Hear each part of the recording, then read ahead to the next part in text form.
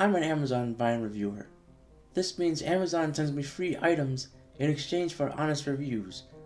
Over the past several days, I went from getting things like old model phone cases and pre-release books to incredibly insane objects such as a haunted purse and something I can only describe as a burrow in a box.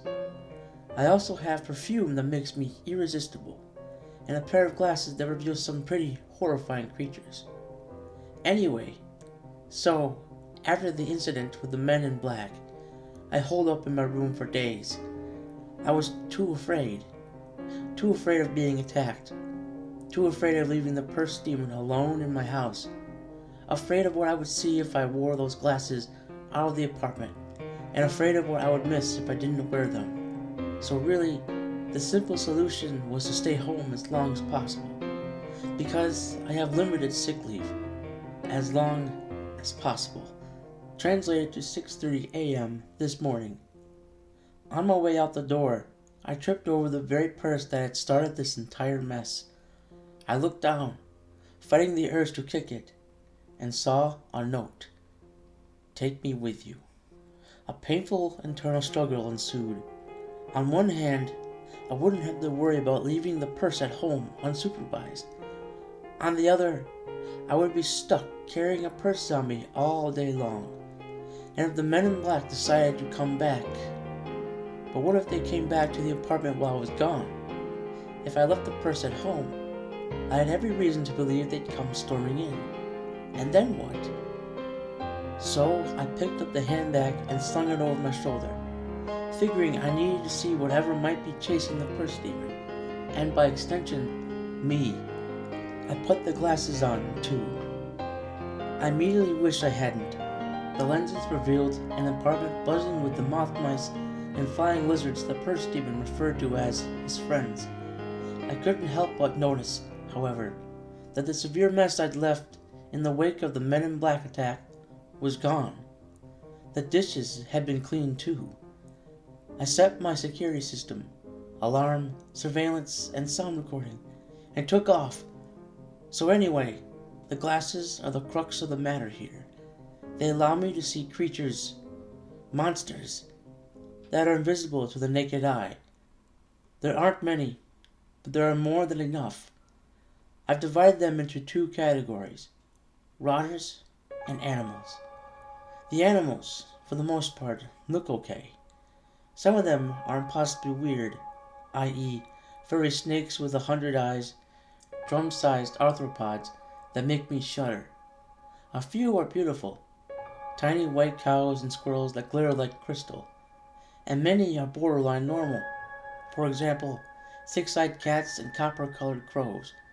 The animals freak me out, but I'm not fundamentally terrified of them. The rotters are another story. Rotters look like normal, everyday people until you put on the glasses, but the glasses show the truth. They are all monumentally ill and injured. Several look like they've been burnt to the bone. I see scars and blisters, blackened patches of bone peeking through swollen flesh, stumps where limbs burned away. Some have pitted skin literally melting off their bones, swinging like warm taffy. I don't know how to describe it, really. It looks like a combination of full-body third-degree burns and severe radiation poisoning. Whatever and whoever they are, these people are in perpetual agony. So why do they wear facades and behave like normal people? How are they even alive? And what the hell are they? Anyway, when I got to work, I surreptitiously surveyed all of my colleagues. To my immense relief, none appeared to be rotters. Before I booted up my computer, I tucked the purse safely in the file cabinet and locked it. No sooner had I turned the key than a familiar puff of air touched my neck. I scrambled frantically for the note before anyone could see it, then carefully had a look. Outside, please. I rolled my eyes, took it out of the filing cabinet, and shoved it under the desk. The morning passed in a monotonic blur. Every once in a while I touched my toes to the handbag just to make sure it was still there. By the time noon rolled around, I was starving. This was understandable as I subsisted on nothing but Cheetos and Cadbury eggs all weekend. These were the only foods I had in my room. I decided I'd splurge on kebabs.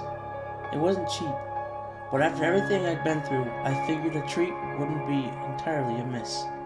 My last client threatened to thwart this plan by cutting into my lunch break. My stomach was growling so loudly that she actually rolled her eyes. "Do you have lunch plans?" she asked with a smirk. "Yes," I said. Maybe my honesty would spur her to action. The line outside had grown huge. Through the windows, I saw both sides of the building had been surrounded by people. I thanked my lucky stars that I'd be missing the lunch rush today. "I'm going out to get a falafel, if I have time." A series of frantic puffs suddenly dislodged my hair. My heart dropped to my feet. The client frowned, eyes widening as the papers started raining down. "What is that?" she asked. The notes fluttered down, one after the other. "Don't leave. Don't leave. Don't leave." Okay, I hissed. The papers stopped. The lady continued to stare. "Someone must have turned on a fan," I lied nonsensically. She simply swept her money off the counter and walked out. I watched her go, and for the first time, I got a good look at the line. It was almost all rotters. I quickly shut down my station and picked up the purse. As I scurried away, one of the rotters approached the station. "Please, help me," she called out. One of the other tellers directed her to his station. "No," she said, "I need her." Without further ado, I made my getaway to the break room. It was mostly full. This is why I generally like to eat outside of the building, so I couldn't even talk to my purse friend. They'd all think I was talking to myself. Suddenly, I had a stroke of inspiration. I found an empty seat, took my phone out, and pretended to make a call. I kicked the purse. "Hi," I said. "So, what's all this about?" A breath of air and another slip of paper. "I'm the king of the world. You told me about that.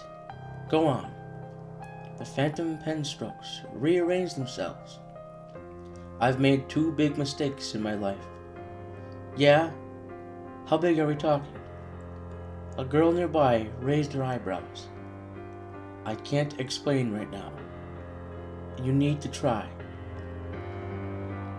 A commotion out in the hall startled me. A moment later, my supervisor marched into the break room and pointed at me. I felt the blood drain from my face. "Come with me." Everyone watched me grab my purse and follow my supervisor into his office. He shut the door behind him. The branch manager and one of the security officers gravely watched the monitor. "Who is he?" the manager asked curtly. "Is this a prank? Why would you have him dressed this way?" I started something about not knowing. She gave me a tight frown and turned the monitor toward me. They cued surveillance to my interaction with my last customer. It was normal for a minute. Then the image surged suddenly, static rolling up and down, as my purse demon crawled out from under the desk and stood behind me. He flickered in and out of the frame, disappearing every couple of seconds.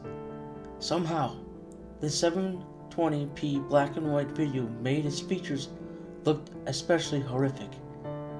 The picture glitched, then showed a dozen slips of paper raining down as he had disappeared into the shadows under my teller station. "I don't know. There can't be anybody under there. It's too small," I said. The manager spread the notes across the desk. "What are these?" I repeated my feeble excuse about someone turning a fan on somewhere. Unsurprisingly, it didn't fly.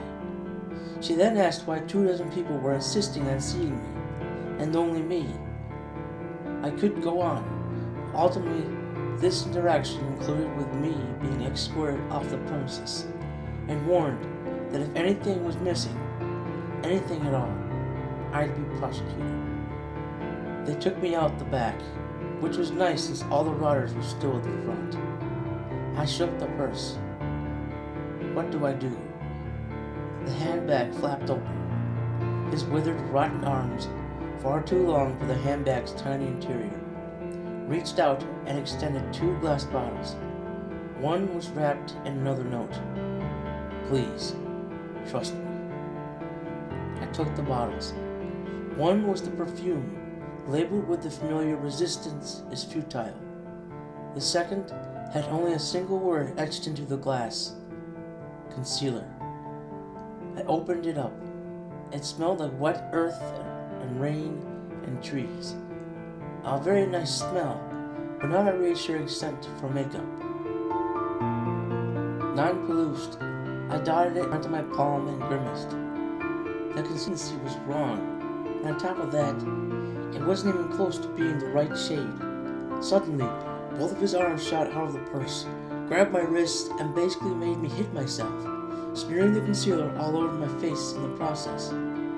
It was thick, cold, and unpleasantly oily.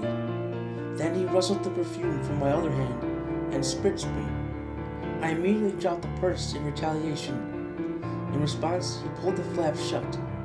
The click of the clasp had an absurd, childish finality about it.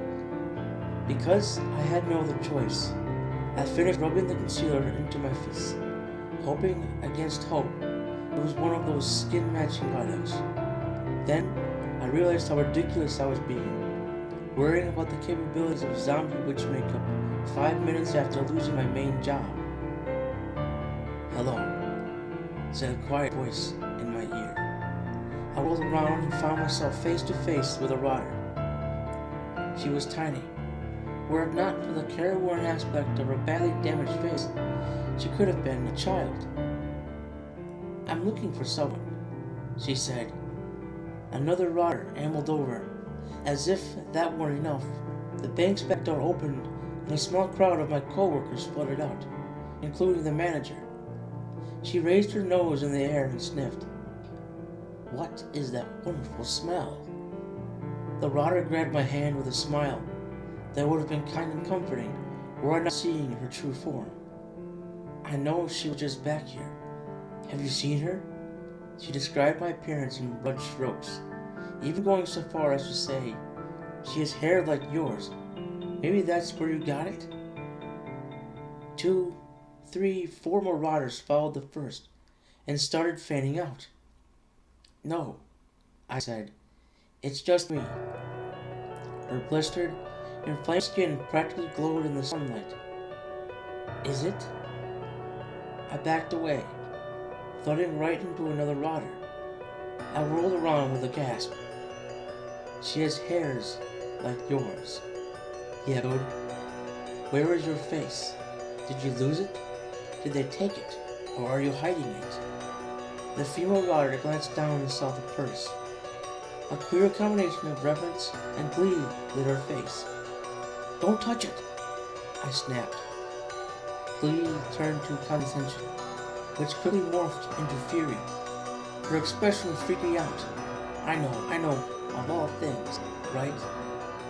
So I said, "Don't look at me like that." She immediately looked away. I had an epiphany as the rotters continued to flood around me. All in all, there had to be 30 in varying states of injury. Looking at them, really looking at them, as people, not just monsters or enemies, made me feel ill and terribly sad. "Why do you want it?" I asked. No one answered.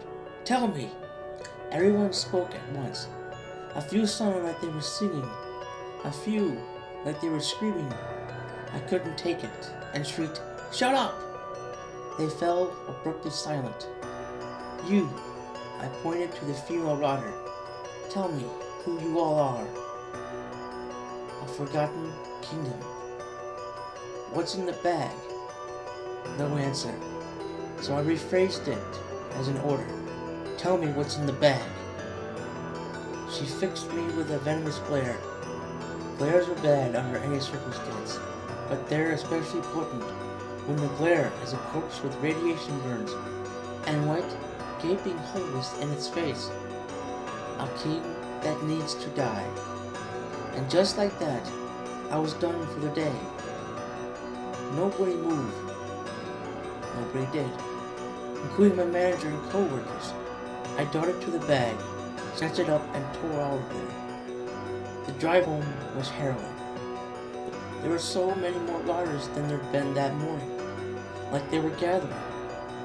About halfway home, the bag flapped open, and my purse demon crawled out, sat, and set the bag in his lap. I couldn't look at him directly. He was a rotter himself, after all, in worse shape than any of the creatures chasing him. Even in my periphery, he looked overwhelmingly horrifying. When I finally reached my apartment and parked, he extracted the silver knife, pinching it between his fingers. His skin began to blister, and he quickly dropped it on my lap. "What's this for?" I asked.